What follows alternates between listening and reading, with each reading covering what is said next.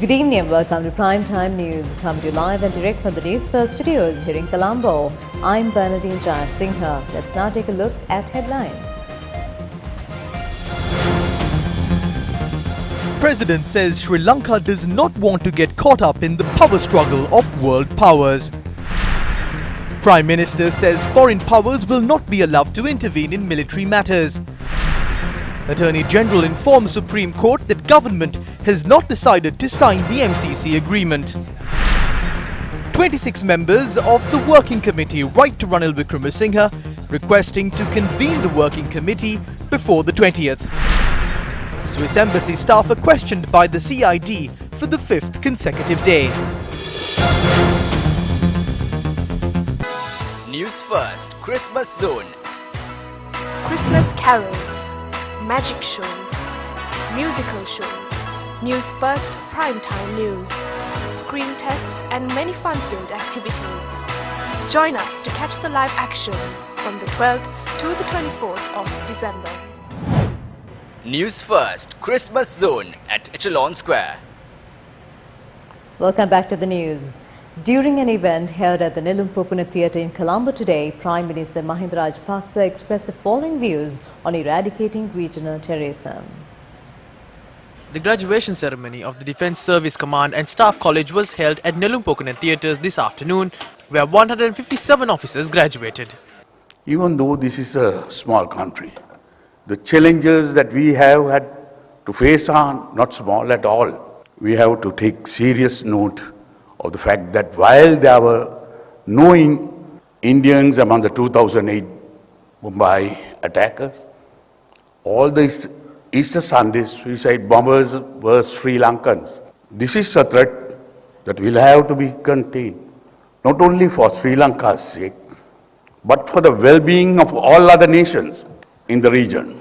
This year, India went on alert on at least 2 occasions due to the information that terrorists from Sri Lanka were trying to enter India by boats. If we don't get on top of the situation, all neighboring countries including India, the Maldives, Bangladesh, and even countries further off like Myanmar and Thailand and Malaysia will be under threat. So this new terrorist threat will have to be contained by whatever means necessary. We all know that there are various agendas at the international level operational with regard to our armed forces. There are instances where certain foreign parties objected to promotions made within our armed forces. No sovereign country will allow such foreign interference in the internal affairs of its. President Gotabaya Rajapaksa stated that Sri Lanka does not intend to caught up in the power struggle among world powers. The president made this statement today when he met the foreign minister of Japan. Focusing on cooperation, the Japanese foreign minister Toshimitsu Motegi had highlighted Japan's commitment to a free and open Indo-Pacific region. He said that security and stability would be key areas in regional cooperation. President Gotabaya Rajapaksa, speaking to the foreign minister, had said that the Indian Ocean region should be maintained as a peaceful region free from conflict. The president also pointed out that he will stand for peace among communities, stability and reconciliation. President Gotabaya Rajapaksa pointed out that the reconciliation process should move forward from politics and focus on economic development, development of infrastructure facilities and especially developing the standards of living of the people in the north and east. It is pertinent to note that our exclusive ocean region has been lingually erased and renamed to be part of a wider Indo-Pacific Ocean over the past few years. This is not dissimilar to what the British did in haphazardly dividing India and Pakistan to provide freedom at midnight, the repercussions of which are still being experienced across the region. Sri Lanka's exclusive economic zone is nearly 9 times the landmass and therefore should be called the Sri Lankan Sea or the Sea of Sri Lanka. This ocean region comes within the exclusive purview and control of Sri Lanka, within the peripheries of international law. It is time global superpowers respected Sri Lanka's right to what is legally and geographically ours. It is also important for global superpowers to abandon plans to force Sri Lanka into one country, two system arrangements like what exists in Hong Kong as an example. And this is why we congratulate His Excellency the President on taking this stance. The Attorney General's Department today informed the Supreme Court the government is reviewing the Millennium Challenge Corporation Agreement and no decision was reached to sign in the MCC agreement. Appearing on behalf of the Attorney General, Additional Solicitor General Farzana Jamil said that the government has not yet reached a decision on signing the agreement. The petition filed by Attorney-at-Law Darshana Veeraduage, Venerable Athuraliya Rathanathera and the Government Medical Officers Association seeking for an interim injunction against the signing of the MCC, SOFA and AXA agreements was taken up for consideration at the Supreme Court today. The petition was taken up before a bench comprising of Justices Buwanekalu Vihara, LTB Dehideniya, Mudur Fernando, S. Raja and Gamini Amarasekara. The additional Solicitor General who appeared on behalf of the government said that the government has focused its attention on the MCC agreement and is reviewing it. Also, they informed court that they have no intention of signing the MCC agreement as it is now. If the government tries to sign the agreement before that, the petitioners can challenge that decision in court.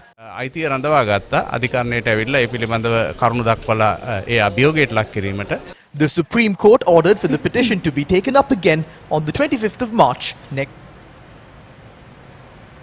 Minister Dr. Bandula Gunawardena expressed the following view regarding the MCC agreement.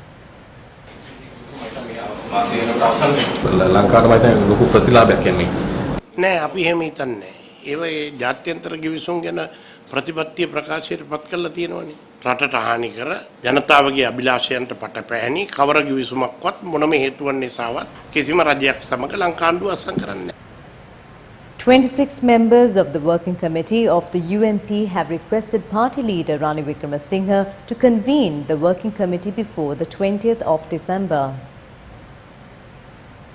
The letter carrying the signature of 26 UNP Working Committee members states that the appointments to a number of key positions in the party and the current political situation of the country must be discussed.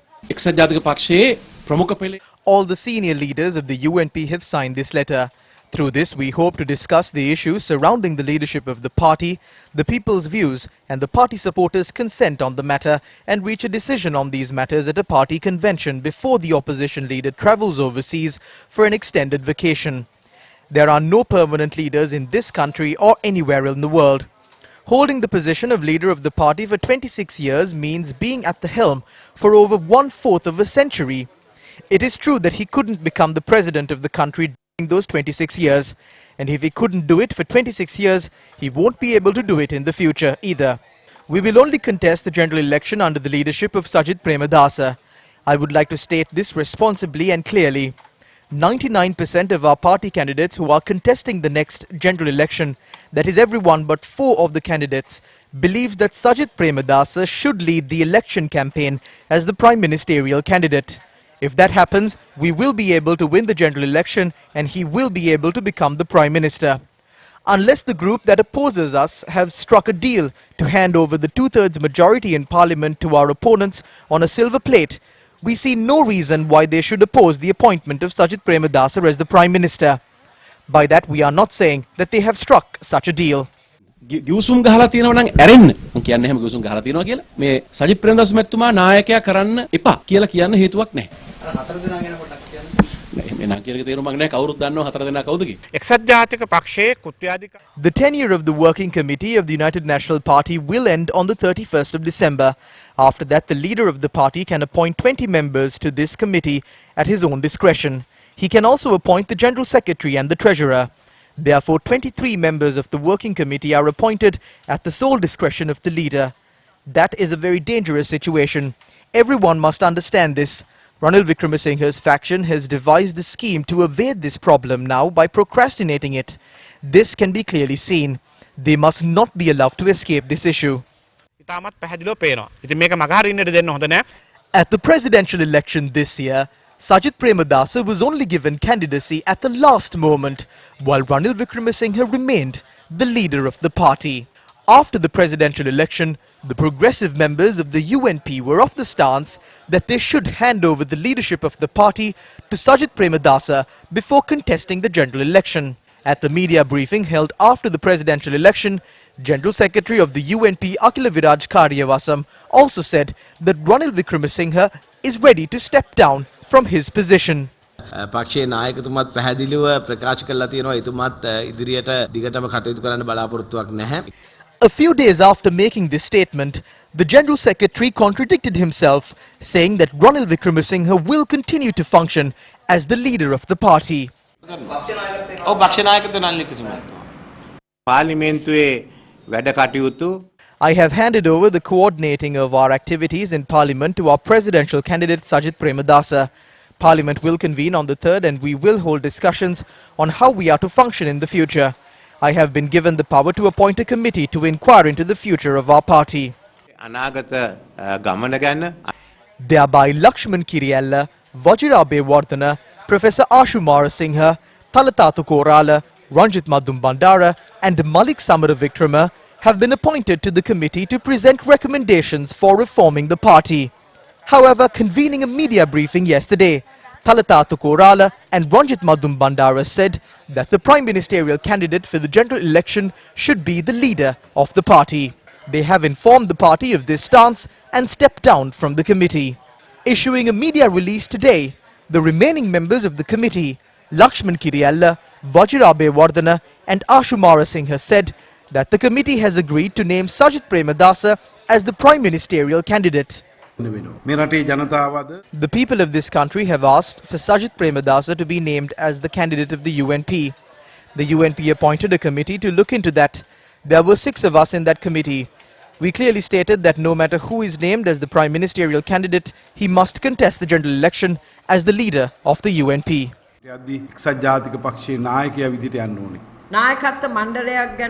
There is a proposal to appoint a leadership council. We have completely rejected that. We know how this result was changed and what were the forces behind it and how this result came about. We informed them that we will not attend committee meetings for any discussions. We hope that the working committee of the party will be convened soon and a decision on this will be reached. පක්ෂයේ කුත්‍යාධිකාරී මණ්ඩලයක් හැඳවලා තීරණයක් අපිට ලබා දෙයි කියන බලාපොරොත්තුව තමයි අපේ තියෙන්නේ. Meanwhile, 13 UNP backbench MPs held a discussion at the parliamentary complex today. අපිට ලොකු වගකීමක් තියෙනවා. As the backbench MPs, we have a responsibility to intervene and discuss this matter with Sajid Premadasa and Ranil Wickremesinghe. Sajid Premadasa should not only lead the party for the elections, but the party as a whole. ඉදිරියේදී මේවන්න කටයුතු කර යුතුයි. We reached an agreement on Monday to meet both leaders and to make a request from them to refrain from further delaying the upcoming election and work towards creating a difference in order to win the election. Starting from the 17th, we will commence a program where we will visit every electorate to meet all UNPers. A majority of the members of the UNP and the UNP supporters want Sajid Premadasa. The leader is aware of this. We hope to discuss this matter with everyone, including Sajid Premadasa and Ranil Wickremesinghe, and reach a decision as to what would be the best proposal. Colombo Additional Magistrate Kanchana Niranjana De Silva issued a travel ban for ex-minister Patil Champika Ranawaka and his driver Tusita Dilum Kumara over an accident which took place in Rajagiriya in 2016. The Colombo Crimes Division recommenced investigations into the accident which took place on the 28th of February in 2016, where the minister's vehicle allegedly knocked down a youth who suffered serious injuries. Boris Johnson will return to Downing Street with a big majority after the Conservatives swept aside Labour in its traditional heartlands at the general election. A short while ago, Boris Johnson has said he hopes his party's extraordinary election will bring closure to the Brexit debate and let the healing begin. Speaking in Downing Street, he said he would seek to repay the trust placed in him by Labour supporters who had voted Conservative for the first time. In more local news, during a meeting chaired by President Gotabaya Rajapaksa yesterday, it was revealed many MOUs in relation to the energy sector that were signed with foreign countries during the past few years were agreements with private companies and not with governments. A meeting between President Gotabaya Rajapaksa and senior officials of the Ministry of Power and Energy and institutions under its purview was held at the Presidential Secretariat. During the meeting, President Gotabaya Rajapaksa highlighted the importance of conducting a feasibility study prior to the commencement of new power projects. The President's media division said officials of the ministry have extended their support to the proposals presented through the President's manifesto. During the meeting, the President highlighted the importance of attracting investors for new projects through appraising foreign countries on the policies of the Sri Lankan government in order to meet the increasing demand for electricity in the country, as well as following proper procurement procedures. Therefore, the President pointed out the importance of conducting a proper study when implementing these agreements to ensure there would be no adverse impact to the country. State Minister Lakshman Yapabewardena spoke about the 19th constitutional amendment.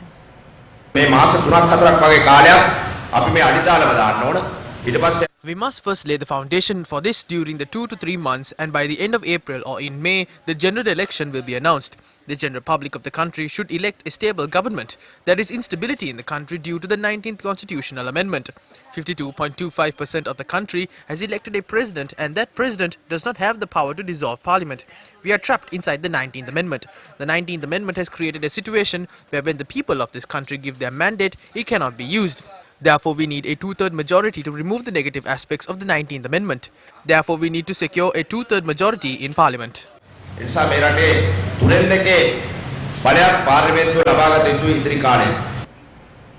Ghani Minister Francis, the Swiss embassy employee alleged to have been abducted, arrived at the Criminal Investigations Department for the 5th day today. A correspondent said she arrived at the CID at around 11:10 a.m. this morning. Even by 6 p.m. today, the CID was still recording her statement. She is also due to be referred to a specialist psychiatric team. Moving on to more local news. Varuna Priyantha Liyanage was appointed to the parliamentary seat left vacant following the demise of UPFA MP Ranjit D'Souza, the next in line from preferential votes from the Ratnapura district following the 2015 general elections is Varuna Liyanage. The announcement was made by the National Elections Commission via an extraordinary gazette. The Treasury has approved bonus payment for the year 2019 for the employees of state-owned statutory bodies and fully state-owned companies. Issuing a circular in this regard, SOEs have been further advised to pay bonuses for 2019 to all staff based on the financial report of their financial year 2018. In 2018, the third report on the Committee on Public Enterprises revealed the Ceylon Petroleum Corporation incurred a loss of 105 billion rupees in 2018. According to the report, the National Water Supply and Drainage Board had incurred losses amounting to 505.4 million rupees.